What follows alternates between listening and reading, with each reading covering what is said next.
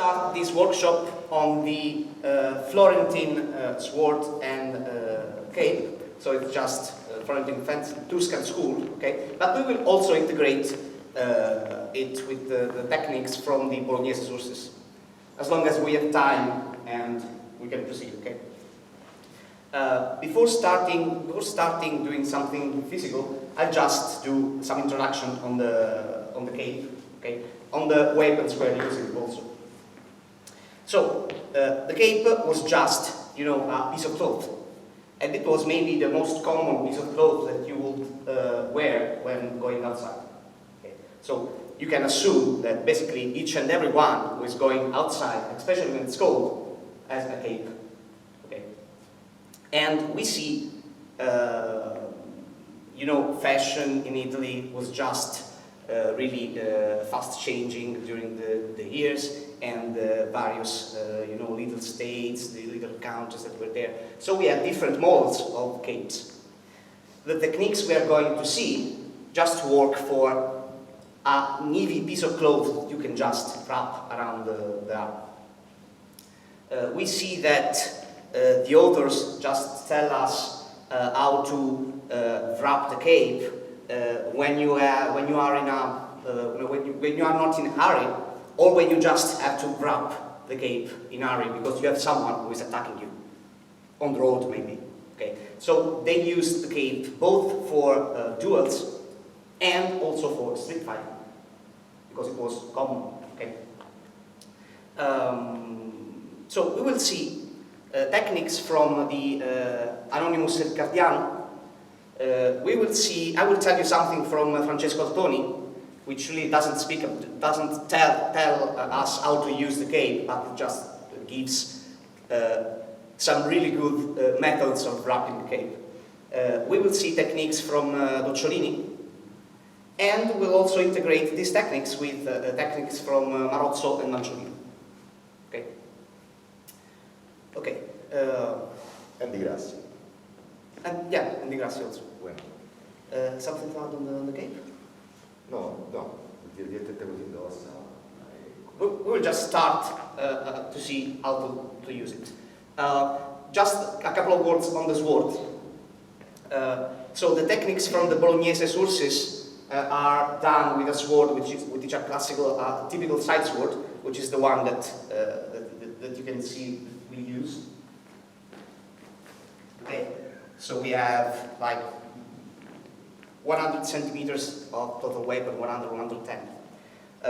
The sword used in the Florentine tradition, in the Tuscan school, is maybe a little different.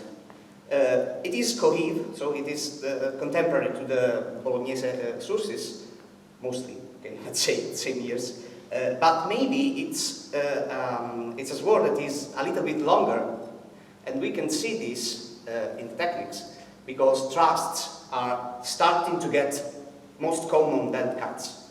Okay, so we are transitioning towards the rapier in the Tuscan school. And we will see this in the techniques.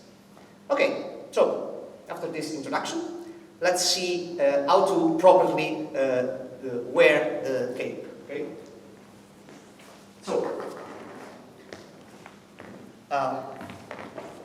obviously, you know, the most common way you have your cape is just fully set on your person. But we can see that we have many authors which speak of the cape, which tell us that the cape could also be wear in let me say armacollo, but I don't know which is the English term for that, which is just covering half of your body.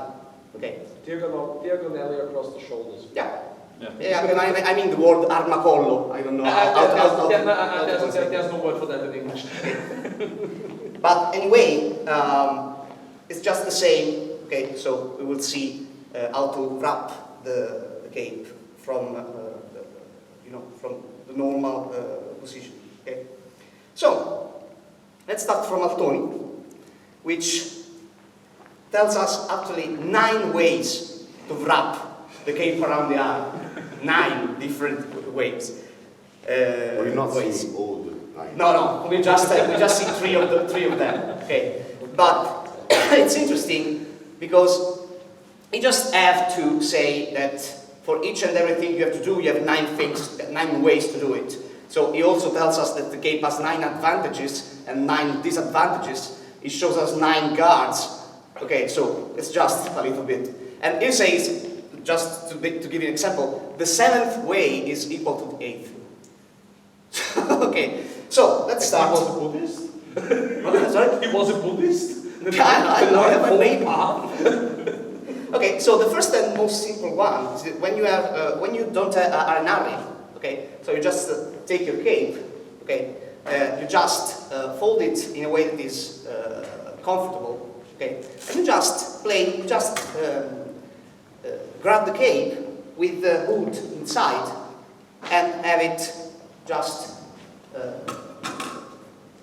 okay, go on the outside of the arm. So really simple. This is the most simple one, but it's also the less comfortable in combat. And it is not so protective for the arm. And it's not so protective for the arm or for yeah, okay. But in any case, you can just throw the cape in a really easy way in this way. Okay. This is the first one. The second one is that when you have all the time you want, you can just put your hand inside the hood. Left hand. Inside. Okay, the left hand inside the hood. Okay, and then wrap around the elbow. Okay, make it, yeah. Of course, you can just put down the arm. Okay, in this way, you should. Okay. Oh, you don't have the hood there. I don't have a hood. Well, I think it's not an issue. You can just grab the center. Okay. Then use the elbow and wrap it around. Okay. Okay, a couple of times. So you will have a piece of the cape, which is, yes. Okay, which is protecting your low sides. Okay, and you have also a good amount of tissue on the arm protecting. And it weighs, you know, you feel the weight. Okay, so one of the disadvantages they speak of is the fact that the cape can just, as it is heavy, your arm could go down, and you also could just go with your foot, yeah, on the He's doing cape. this all the time in free fencing. Yeah. The Grassi suggests to advance with this kind of step, because if you do this, you can Okay. Also, when you get tired, you can just do another wrap another time. Okay, so even if you have it down, it will not interfere with your footwork. Okay. So these are the 2 ways when you are not in a hurry. So you're calm, you can just wrap it around you. Maybe before a duel, you know, just prepare yourself. But what about if you are in the streets and someone is going to attack you? So we see pretty nice stuff here. So the first one I want to show you is from Altoni, of course, one of the 9 ways, is just to grab both sides of the cape, just throw it up, and okay. I call this the part. Okay, so just, yeah, pretty good. So just a word of advice. Instead of having it fly around when you try to wrap it around the arm, which happens often, just do it vertically. So I do like this, and then I'm just wrapping it with my arm vertical down, just moving around the cape. Backward and then. Yes. Okay, so this is a really fast method that you can see. Okay, and it's also so choreographic, you know. This is are you attacking me? I'm ready. Yeah, you know? Just going to hang myself.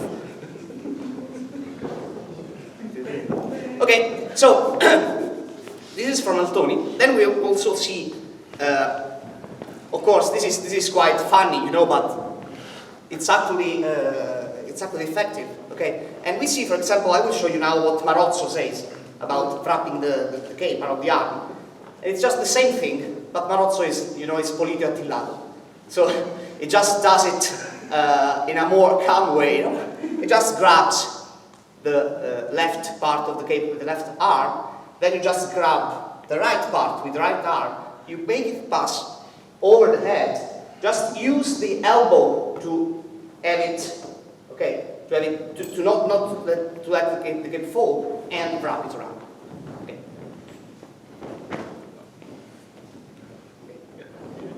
So basically, you have to have a bit of tissue on the arm and the cape folded on the outside. Okay. Then I will show you a couple more, which are just from Docciolini, which are quite good actually. So Docciolini says that if you have the cape on both your shoulders, or also if you have the cape on just one shoulder, as I was telling you before, you just have to put your left arm inside the cape from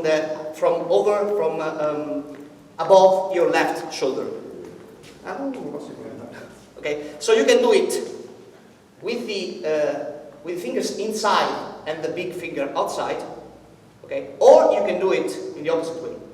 So big finger inside, all the other fingers outside. Okay, so the difference in these two methods, and then sorry, I just finished it.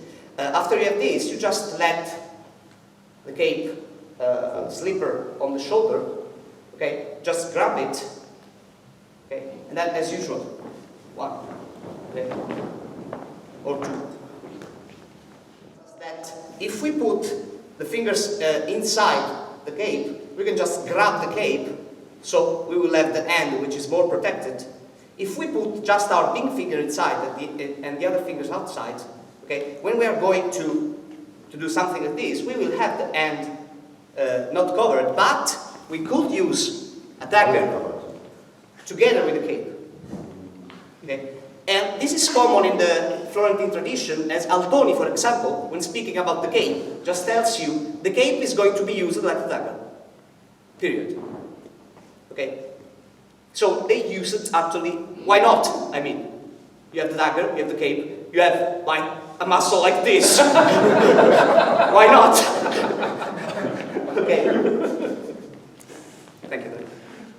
And if you have... Concerning this, Dalle Cocchie tells about, in his book, tells about 3 weapons: sword alone, sword and dagger, pugnale, and sword and cape.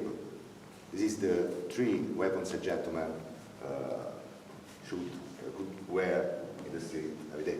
Yeah. They were the main weapons, of course. Okay. So now that we know how to grab the cape, and I'm assuming you all have understood everything at all. Otherwise, just ask, please. Okay. We will see how to actually defend from some blows. I will show you some plays from Riccardiano. Then we will have some exercise. Okay. So, do you have your masks with you? Okay. Perfect. Okay. So let's start. Okay, so now we have time.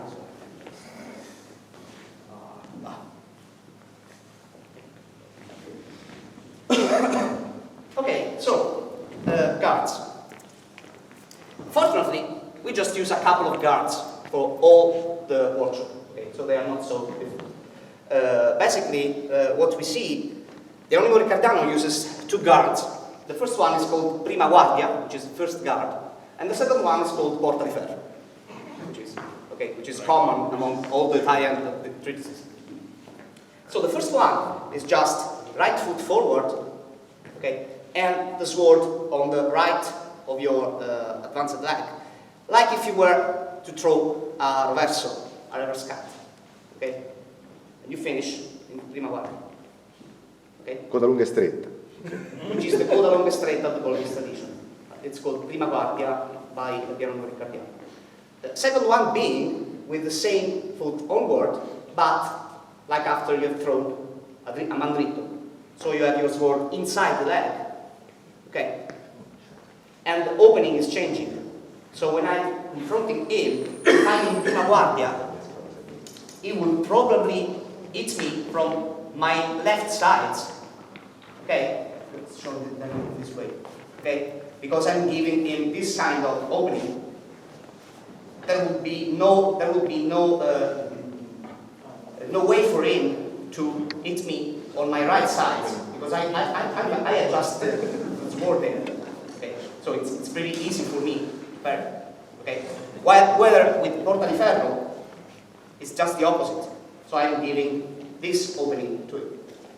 Okay, and it's just useless for him to attack on my right side because the sword is there. Okay, so. We'll see the first, second, third, fourth, and fifth play from Anonimo Riccardiano, okay, which are basically all similar. So first one from Prima Guardia. Maybe we should switch. Okay, from Prima Guardia, the opponent is giving us a mandritto to the head. Okay, so he's giving he's hitting us with a mandritto. What we do is just go a bit forward with the forward leg, okay? Just parry with the sword and the cape together, okay? Then we do a ripresa, okay? And then a thrust. Okay? So basically we are just opposing our sword to the attack, but we're also using the cape. Okay, so 1, 2. Okay? Same thing for mandritto to the leg. Okay, so what it does is just parry, doing a little lunge, okay? Then just ripresa and okay, if he doesn't move, we have to specify I will just one thing. We have to specify that the cape doesn't protect you from a direct cut, okay, or by a thrust. But it is pretty safe. We normally we use the sword to parry, bringing together with the cape. But for the legs, it is all the cloth will cover pretty well. Okay, so of course you can just receive a hit on the legs, but you will not be cut. Okay, so it is a really protective weapon against cuts. Okay, but the blow that you will feel on the arm will just break your bone. Okay, so the authors always bring the sword together with the cape in order to parry, but they just don't care about the legs too much, okay? Especially if I'm putting the point of my sword to his face, okay? So let's see once more. Mandritto to the leg. I'm just going to parry. I'm just parrying with, however I can. Then ripresa and thrust, okay? This is for a mandritto. For a roverso, it's just the same thing. The exact same thing, basically. One question. Yeah. Sorry? Yeah. Why would he attack my leg? He's just striking my cup, which is utterly stupid. Sorry, I didn't understand. Why should he even attack my leg? He's just striking my cup, and he should know that it's just stupid. Why would he do that? You know, I know, but it can happen. It's a man. It can happen. It can happen also after a feint, for example. Okay. So maybe I'm just doing 1 and 2. This, however, we are seeing the first 5 techniques which Anonimo Riccardiano is showing, and they are just after, a full round of blows. So he shows you against a mandritto to the head, against a mandritto to the legs. Then we will see against a roverso to the head and a roverso to the leg, and then against a thrust. Yes. So it's just I'm just giving you the full example of defense. Okay. If he, then you. Sorry? If he, then you. Yeah, exactly, exactly.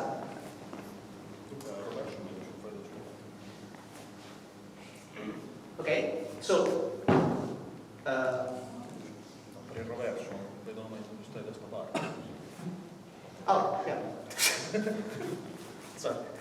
Okay, so it's just giving me a verso. So once again, I'm just pairing and bringing my cape together with a small lunge. Okay, then a ripresa, and then I will just thrust. Okay, same thing for the legs. So I'm in prima guardia, I'm pairing. Okay, then ripresa and twist. Luca is protecting his hand with the cape, so the parry is safe, very safe. But anyway, I can just be a little faster, and as I can see that is so I'm going to now it's delivering a really low reverso, but I can just go on his sword. You know that's the reason why there is this small lunge. I'm going to anticipate the cut. Okay, then ripresa and boom. Luca, the ripresa. The first example, you did an attachmento, and the ripresa you did with the front leg. Now No. you're doing it with the back. No, it's always with the back. Okay. So I was wrong in the first place if I did it wrong. Okay. Okay, no. It's just, the ripresa is just, okay, so it's just speaking about footwork. What he's doing is a small lunge when parrying, then a ripresa, and then we just do another lunge in order to deliver the thrust. In modern fencing, the ripresa d'attacco, it is after maybe a thrust with a lunge, is this. Okay, so... So for the Riccardiano, the ripresa is just bringing the right foot forward. That's the ripresa. Okay. Then we have the last one, which is against the thrust. And against the thrust, what we are going to do is we are going to parry with sword like against a mandritto, but we are not doing a lunge. No, we are doing the riunita. So if I say thrust, what we do is this. Okay? And then I just launch a thrust to him. Okay? And I'm using the cape to help. Okay? To help parrying thrust. Okay? Okay, so oh, come on. Okay. So for the Anonimo Riccardiano, what we can see from these first techniques is that it just doesn't care if the blow that is arriving is on the head or the leg. It will just parry in the same way. So I have seen many of you just doing something like this in order to parry the leg. It is not necessary.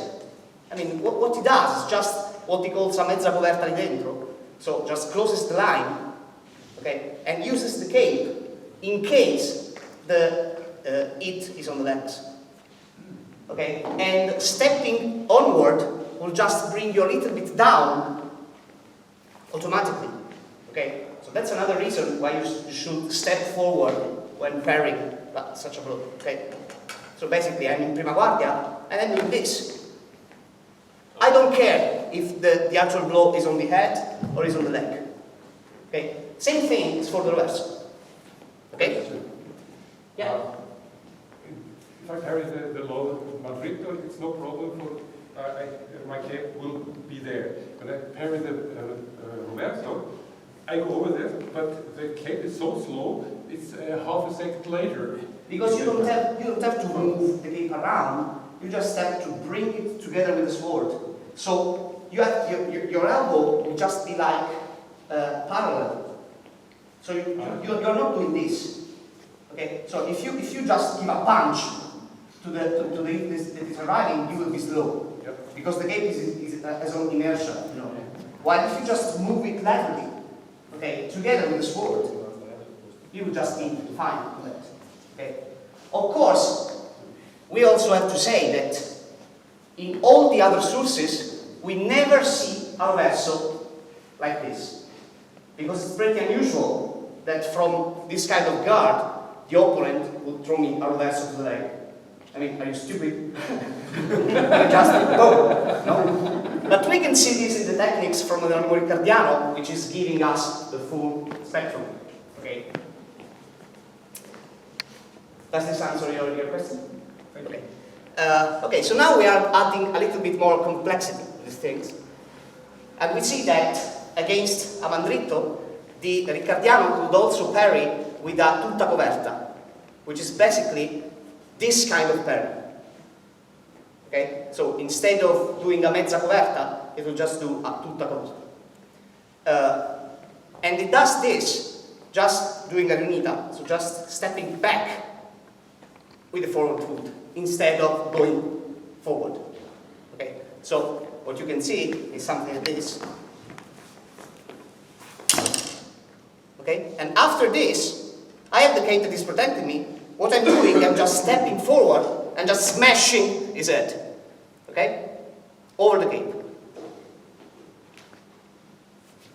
Okay? So, I'm in prima guardia. Smash. Okay? Oh, just one thing. When you have parried the blow, you just use your cape to block his sword. Okay, so he can't just really do anything with his sword. The only possibility for him is to parry with the cape. But the sword can't harm you anymore. Okay? Just remember that. So you're switching the weapons. 1, 2, 3. Is that clear? Okay? So other than that, we will also see a couple from Docciolini against the mandritto and the reverso. Docciolini uses another kind of guard, but I don't want to make things too complicated. So I will just tell you, but you can just use the prima guardia of the Riccardiano. Okay. So Docciolini tells us to have the sword, the point of the sword pointing at the chest, okay, and the sword should look down. So if he has the cape down, then we will have a guard like this. But if he has the cape, no, not too much, the cape, okay, a little bit higher, we will have something like this. Okay. So for now, just don't consider it. I'm focusing on the technique here. And the technique is this. If he's coming with a mandritto, what I'm going to do is just giving him a reverse thrust to the head and using the cape to parry the mandritto together with the sword. So I'm doing like this. Bam. Okay? Like gun posture. It's, yeah, but it doesn't call it in this way. Docciolini's guard system is totally different from anything before that. Yeah. And also, probably the sword used by Docciolini is almost a proper rapier. Okay. So it's a little bit longer. Okay. But also. But anyway, the point is that the main thing you have to understand that here is that you can or parry with a lunge, then ripresa and thrust, or you can just thrust directly. Okay, so together I'm just parrying with the sword and the cape together and thrusting him in the face. Okay? Same thing is for the reverso. So, when you have a reverso to the head, what Docciolini does is just parry and deliver a thrust to the face. Okay, we will try this, and after that I will show you something more from this technique. So just to recap, I want you to do the same thing you did before, but this time you can also add this. Okay? You can also add this, and you can also add this. Just just remember to always bring the cape together with the sword. And remember that with the half cover, mezza coperta, you have to accrescere a bit, okay? With the tutta coperta, the wool cover, you have to do a riunita. Okay, this is the difference. Okay? Questions? Okay. And compared to the Florentine school, Marozzo does some pretty nasty stuff, which you'll see, which I love, basically. Yeah. Not only you. So, Marozzo uses another kind of guard, which is the coda longa alta. So basically, it's just like the prima guardia of Riccardiano, but with the left foot forward. And on a mandritto to the head, what Marozzo does is just stepping forward, just putting the cape on the forte of the blade, and in the same time, it will just thrust the arm, then cut the throat, then step back with a reverso to the head. So you can see just a little difference in the two systems. No, it's just complete. So what it does, I can show you again, it's just 1, 2, 3. Okay? Marozzo is very masculine. Because he doesn't parry that blow with the cape. But when he sees the opponent charging the blow, he rushes against his arm, his hand, or his forte, blocking the blow when he's up and not delivered. But so when I see that he's rising the hand, I can just step under his arm and thrust. Okay? But if I cannot manage to do it, then there is a simple solution. Speaking of Marozzo, okay, which is just crossing the line with my left foot, just putting the sword under his sword, then stepping and smashing him, okay, just finishing in this kind of guard, and then whichever thing he does after it, I'm just going to do a falso, to do a falso to the arm, a reverso to the leg, and then a thrust to the chest. This is a little bit complex, I know. I bet you can see the difference between Florentine school and Bolognese school. Bolognese is more efficient. Well, I'd say I won't speak of efficiency. If the opponent is down and stays down, that's efficient. I can agree with that, yeah. Sticking a sword through his eye does not necessarily stop him, so make sure it does. Just cut him another time. Why not? Okay, so these are two techniques from Marozzo. Do you want to try those, or are we going? No, we try those. You want to try those? Okay, so I will show you them step by step. So, coda longa alta, which is left leading, okay, and the same position you get after you throw a reverse, okay? So, cape is just towards the opponent. When you see the opponent charging, I'm going to step, okay, put my cape under his arm, okay, and in the same time do a punta roversa, which is a reverse thrust. So a thrust with my hand looking up. Maybe he goes for the arm to avoid his covering with the cape. Okay. Okay, so of course he can just cover with the cape, but I can just slip on the arm. on his right side. Okay. Then after that, I will just cut his throat, his ear. Okay, and I will use the force that I'm putting on the cut to charge the next blow, which I will deliver when going back with my foot. So I'm going back and doing another reverse. And I will end up in coda longa alta once again. Okay, so this is the first one.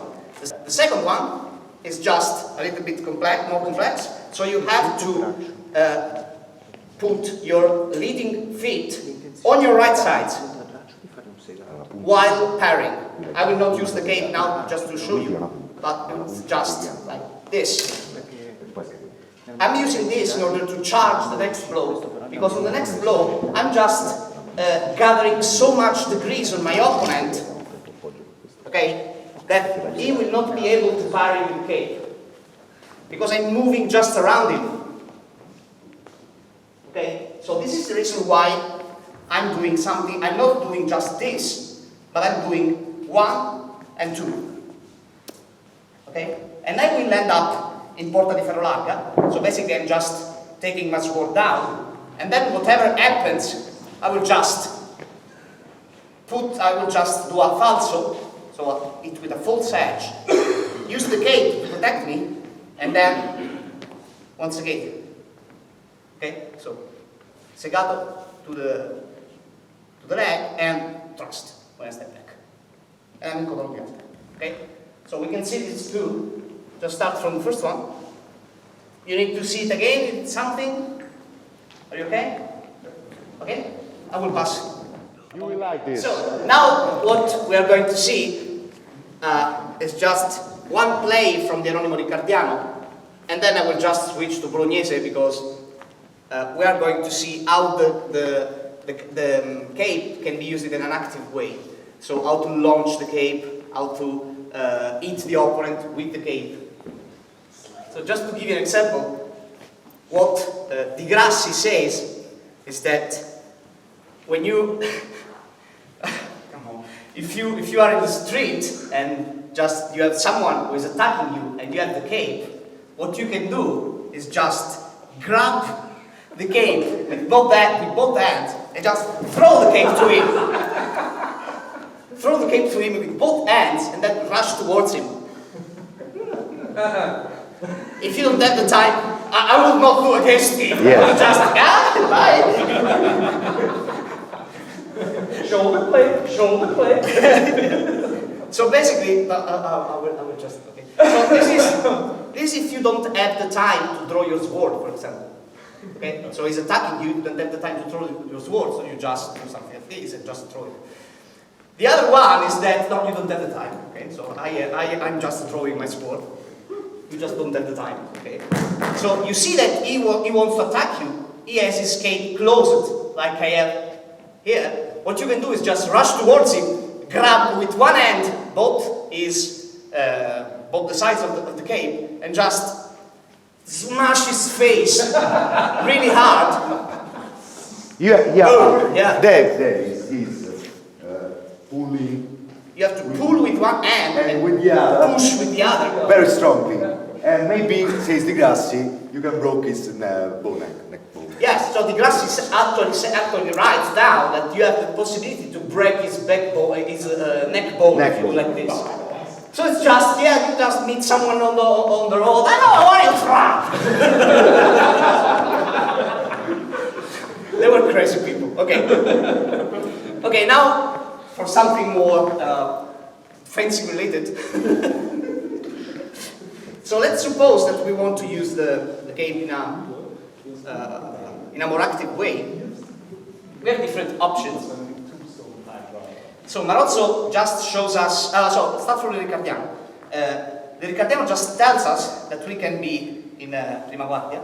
What we can do is just feint a roverso, which will cover in mezza coperta, basically. Then step and smash him with cape. It didn't hurt. And then just finish. But you should have removed the coins from inside. It just writes down to throw your cape to the opponent. To throw your cape in his mustache here. Yeah, in his mustache. That's what it writes down. Okay. This is the only one you will see in the Florentine tradition. While for Marozzo, okay, we have some.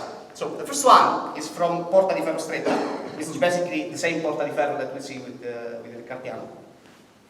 What he does is just do a feint of thrust on his left side, so he will open on that side. then I would just do an oblique step, so I'm stepping to my left, I'm just doing a cavazione with the sword, and at the same time, I'm just smashing his face with my... Slapping his face. Yes, with my cape. And then it's not finished, because in that case, what I'm doing, I'm just stepping back and just recovering my cape. So if it just gets stuck in some of these things, I will just rip that things off. Okay, and then you just have to 2 or 3 steps backward, and yes. Yeah. Okay, so basically, this is the nice thing to note here is that he's just feinting a thrust on that side in order to have him open there, and then I'm just smashing and doing a cavazione. Okay? This is the first one. The second one is just from Porta di Ferro Stretta. What I'm doing, I'm just doing some falsi. Okay? So I'm just basically taking him occupied, and I want to distract him. Atediare un nemico. And when I feel I'm ready, I'm just launching the cape to him. Just launching the cape. and then just thrusting him. Okay. Or just go away. Yes. Yeah. Okay. So actually, it mostly depends on how you angle the cape. Okay. What I always suggest to my students is that in order to do an effective launch, you have to have the cape open in the air. Otherwise, you will just throw the cape like, okay? Exactly. And you have to use, you have to be strong on your left arm, okay? Also, we have another one, I will show you, then we can try a bit, which is quite peculiar, because it's, I will just doing some thrusts from behind my cape, okay? And when I feel I'm good, what I'm going to do, I'm putting the thrust inside the cape and using the sword to launch the cape to my opponent.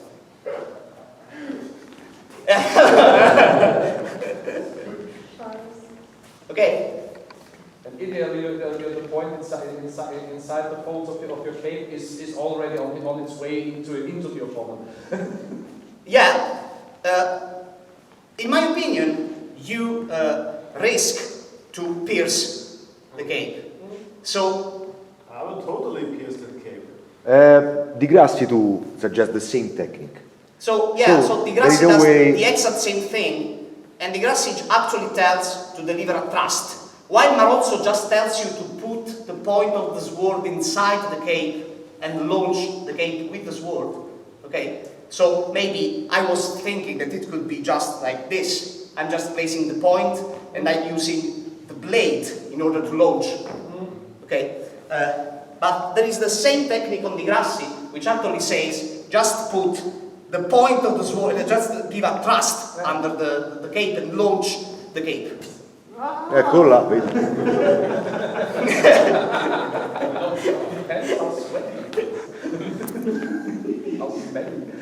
Okay? So, if you want to try these 3 methods, we can, just your choice. We have... Facciamo vedere. Okay, we will show you again. We have more than 20 minutes, so we have some other things to show you, but we're in time. So, from Porta di Ferro Stretta, what I can do is just feint, okay? Then... Boom. I'm just having fun. And then thrust him, okay? So I'm just feint and go on the other side, okay? So feint on the right, thrust on the left, okay? Or I can just, give him some, I'm just annoying him, okay? And when I feel, I just launch the cape and then finish him in some way, okay? Yeah.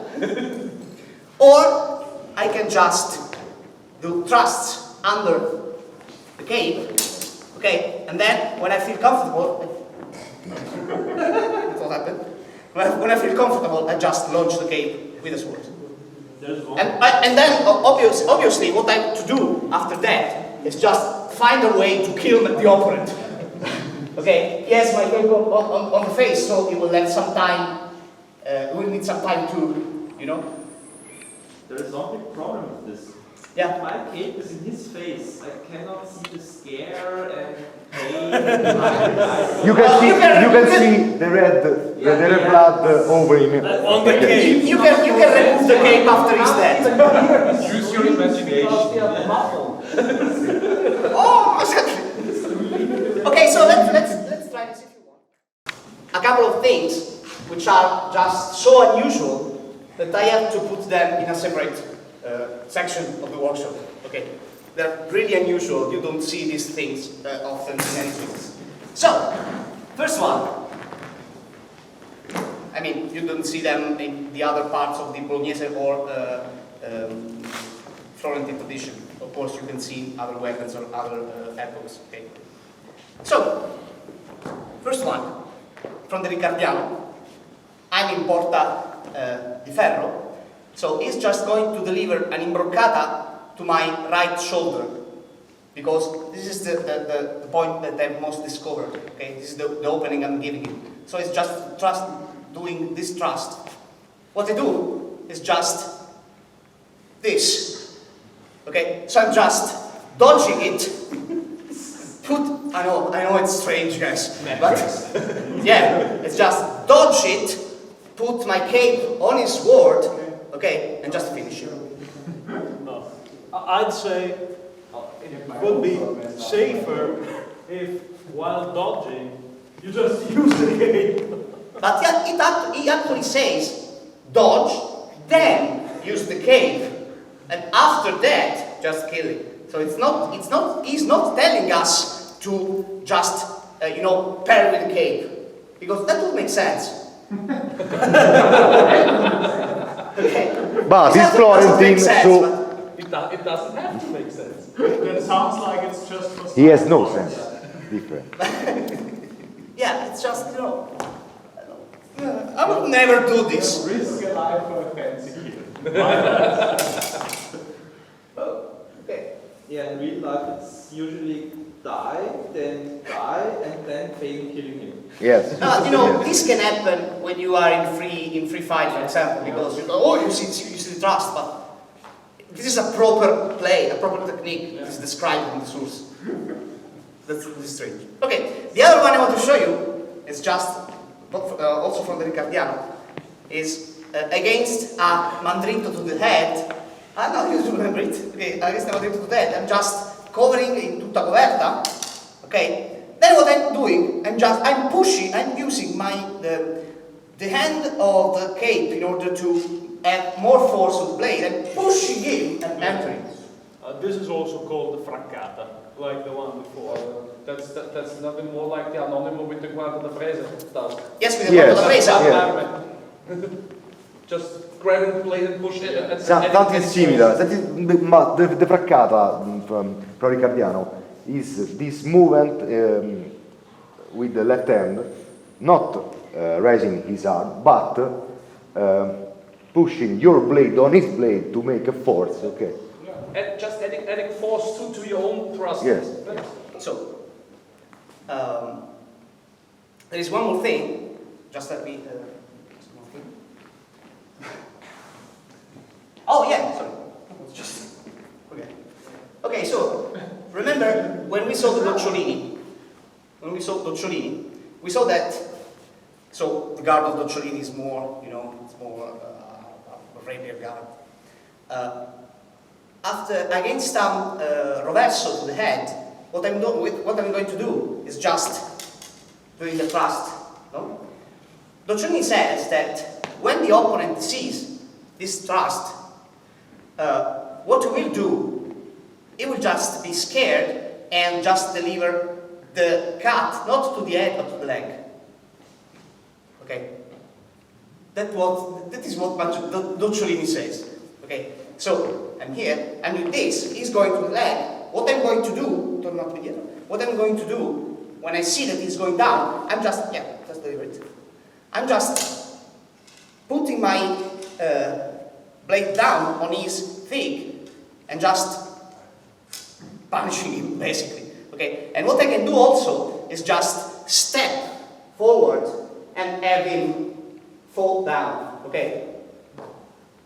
Okay. I will not, sorry. Okay, this is unusual as well. So basically, to show you once again, I'm just doing a thrust. Okay, in this case, he's dead. But I'm just doing this. Okay, and I can also just step inside and have him fall down. Okay? I don't like this, right?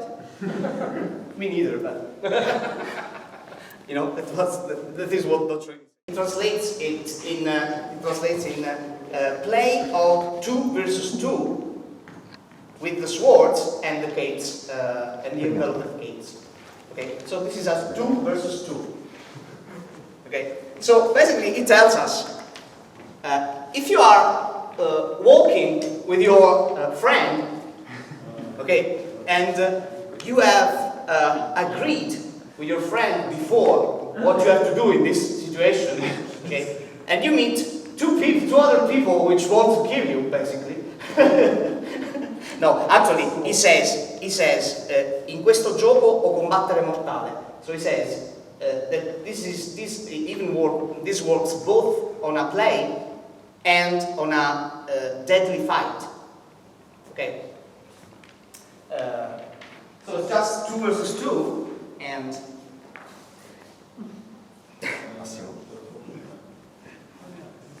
okay. So